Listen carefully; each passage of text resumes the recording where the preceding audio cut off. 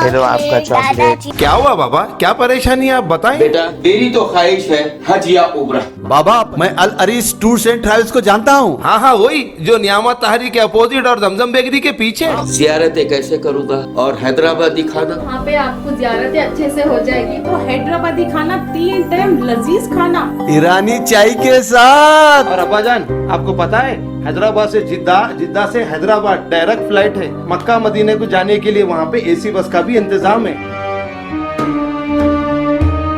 Al Aris tours and travels, आप भी तशरीफ लाइए। अस्सलाम वालेकुम नाजरीन, मैं मोहम्मद आजम RH9 न्यूज में आपका खैर मकदम। ये सेस्ना प्लेन कलाहारी डेजर्ट के ऊपर से गुजर रहा था। इसमें बैठे 5 लोग अपनी जिंदगी का यादगार सफर कर रहे थे। जमीन पे वाइल्ड लाइफ और वीरान रेगिस्तान के नज़ारों को आसमान से देखना वाकई सिर्फ चंद लोगों को ही नसीब होता है, पर उनका ये हसीन सफर जल्द ही उनकी जिंदगी का बदतरीन वाकया बनने वाला था। कलाहारी के बीचों बीच जहां इंसान का रहना इम्पॉसिबल है, वहां अचानक इनके जहाज में एक मसला हुआ और पायलट ने प्लेन को क्रैश लैंड करवा दिया। नाजरीन, साउथ अफ्रीका में वाक़ Kalahari desert 9 lakh square kilometre के एरिया पर फैला दुनिया का 6ठा बड़ा डेजर्ट माना जाता है। ये अफ्रीकन सहारा की तरह इतना खुश्क तो नहीं है और इसी वजह से यहाँ 320 अलग अलग किस्म की वाइल्ड लाइफ बसती हैं, जिनमें शिकारी जानवरों की बात की जाए तो शेर, चीता और जंगली कुत्तों समेत अफ्रीकन हाथी भी शामिल हैं, जो अपने इलाके में किसी को भी बर्दाश्त नहीं करते। इस वाइल्ड लाइफ को देखने के लिए दुनिया भर से लोग साउथ अफ्रीका में डेजर्ट सफारी के लिए जाते हैं। अब क्योंकि ये डेजर्ट इतना बड़ा है कि इसको साउथ अफ्रीका की 3 कंट्रीज आपस में शेयर करती हैं, जिनमें बोट्सवाना के पास कलाहारी डेजर्ट का सबसे बड़ा शेयर है। बोट्सवाना के कैपिटल गैब्रोन में एक कोरियर कंपनी के executive director Karl du Plessis ने एक प्राइवेट प्लेन चार्टर किया। वो अपने दोस्तों को कलाहारी डेजर्ट के शानदार नज़ारे दिखाते हुए उनको 600 किलोमीटर दूर मॉन नामी एक गांव में लेकर जाना चाहते थे। उनके इस ट्रिप का मकसद एडवेंचर के साथ साथ एक बिजनेस इवेंट को कवर करना भी था। इस हवाई सफर में इनके दोस्त माइक निकोलिक और उनकी बीवी लेनेट निकोलिक समेत नेप ग्राउरेक और जहाज के पायलट कोस्टा मार्कांडोनाटस भी थे। ये जहाज ट्विन इंजन सेस्ना 414 था, जिसमें ये 5 लोग बहुत एक्साइटेड होकर सवार हो गए। टेक ऑफ करते ही जहाज कलाहारी के ऊपर से होता हुआ मॉन की तरफ रवां दवा था। ये सफर था तो 2 घंटे का, लेकिन 1 ही घंटे के बाद लेनेट, जो कि पहले ही बहुत घबराई हुई थी, उसने प्लेन के एक विंग में से ऑयल लीक होता देखा। पहले तो उसने समझा कि ये नॉर्मल है, लेकिन फिर उससे रहा नहीं गया और उसने अपने हस्बैंड से ये बात शेयर की। जब पायलट कोस्टा को बताया गया तो उसने एहतियातन प्लेन का वो इंजन बंद कर दिया जिससे ऑयल लीक कर रहा था। पायलट के हिसाब से इसमें कोई खतरे की बात नहीं थी, क्योंकि सेस्ना 414 में अभी भी एक इंजन बचा था। पर क्योंकि अफ्रीकन डेजर्ट में कड़कती गर्मी की वजह से यहाँ की हवा बहुत पतली और खुश्क होती है, इसी वजह से प्लेन को अपना एल्टीट्यूड मेंटेन करने के लिए दोनों इंजन्स की पावर रिक्वायर्ड थी। प्लेन अब आहिस्ता आहिस्ता नीचे आता जा रहा था। पायलट ने इमरजेंसी में गैब्रोन कंट्रोल टावर से कांटेक्ट किया, लेकिन बदकिस्मती थी उनकी कि कलाहारी के बीचों बीच रेडियो भी काम करना छोड़ गया था। अब जहाज को बचाने का एक ही तरीका था कि इसको खुद से किसी सीधी जगह पर लैंड करवा लिया जाए। ये जहाज वैसे ही काफी कम एल्टीट्यूड पे था, इसी वजह से पायलट को जल्द ही कोई लैंडिंग स्ट्रिप ढूंढनी थी।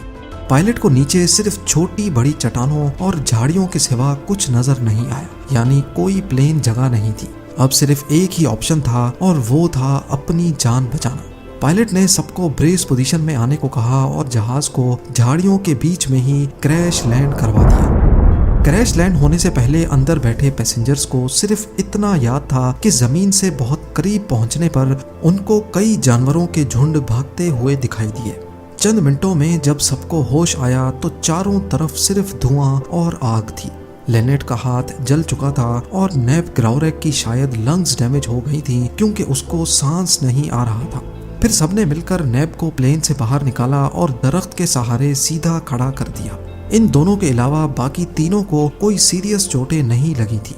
अभी उन्होंने खुद को संभाला ही था कि प्लेन से लीक होने वाले फ्यूल ने आग पकड़ ली और पूरा प्लेन एक जोरदार धमाके से फट पड़ा। आपको यहाँ बताते चलें कि हर प्लेन में एक इमरजेंसी ट्रांसपोंडर होता है जो रेडियो खराब होने की सूरत में प्लेन की लोकेशन कंट्रोल टावर को भेजता है। जब पायलट ने ये एतराफ़ किया कि सेसना 414 में इमरजेंसी ट्रांसपोंडर नहीं है तो सबके पैरों तले जैसे जमीन ही निकल गई। यानी इसका मतलब था कि इतने बड़े डेजर्ट में उनकी लोकेशन अब किसी को भी मालूम नहीं है। कलाहारी के किसी वीरान हिस्से में ये लोग दरख्तों के बीच में फंसे हुए थे, जहां ना इनके पास अब पीने को कुछ बचा था और ना ही खाने को। 2 जनों को जल्द अज जल्द हॉस्पिटल पहुंचाना बहुत जरूरी था क्योंकि वो जिंदगी और मौत के बीच में लटके हुए थे। सबको यही उम्मीद थी कि जल्द ही कोई रेस्क्यू टीम आएगी और उनको यहाँ से निकाल जाएगी, पर रेस्क्यू टीम तो तब आएगी जब उनको मालूम होगा। बगैर लोकेशन के अगर रेस्क्यू टीम इनको इस वीराने में ढूंढना शुरू भी करे, फिर भी यहाँ तक पहुँचने में उनको कई दिन लग सकते हैं। इतने में दिन ढलने लगा और उन्होंने प्लेन की आग को इस्तेमाल करके एक बॉन फायर लगा ली। सारी रात खूंखार जानवरों की आवाजें इनको झाड़ियों से आती रहीं, लेकिन शायद वो बॉन फायर ही थी जिसने जानवरों को दूर रखा हुआ था। अब दूसरे दिन का आगाज हो चुका था, लेकिन रेस्क्यू टीम का दूर दूर तक कोई नामो निशान नहीं था। पांचों की हालत बद से बदतर होती जा रही थी। डिहाइड्रेशन की वजह से इनके गले खुश्क हो चुके थे। सुबह सवेरे इन्होंने पत्तों पर पड़ने वाली ओस को पीना शुरू कर दिया, पर अभी चंद कतरे ही पिए थे कि सूरज सर पे आने लगा और ये ओस भी गायब हो गई।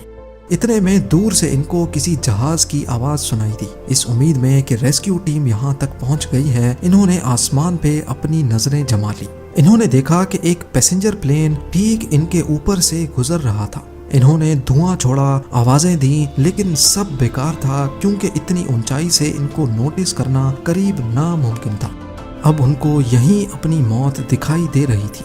यहाँ पड़े पड़े या तो ये भूख प्यास से मर जाएंगे और अगर बाहर निकले तो शायद ये जानवरों की भूख का शिकार हो जाएं।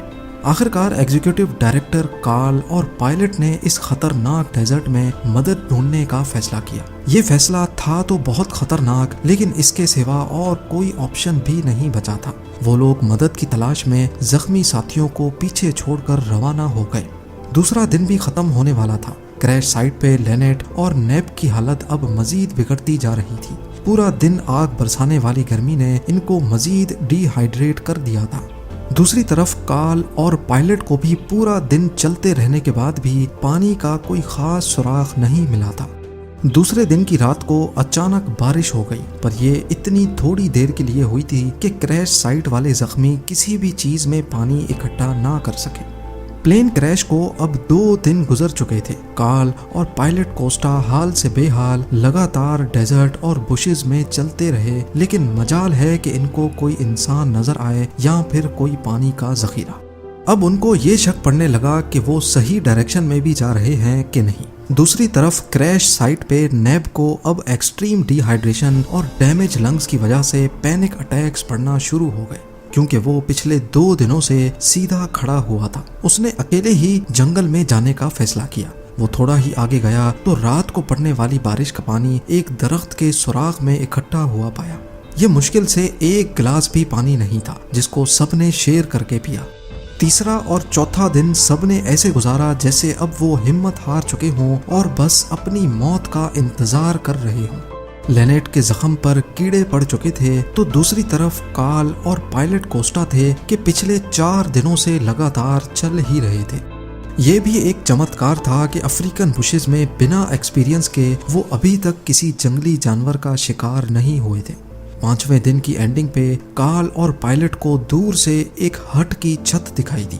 पहले तो उनको लगा कि शायद ये उनका वहम है, क्योंकि रास्ते में कई बार पहले भी ऐसे ख्याल उनको आ चुके थे। वो वाकई एक हट था जिसके अंदर एक लड़की बैठी हुई थी। ये देखकर इनकी जान में जान आ गई। उन्होंने वहां सबसे पहले अपनी प्यास बुझाई और रेडियो करके अपने कंट्रोल टावर को सारा माजरा सुनाया।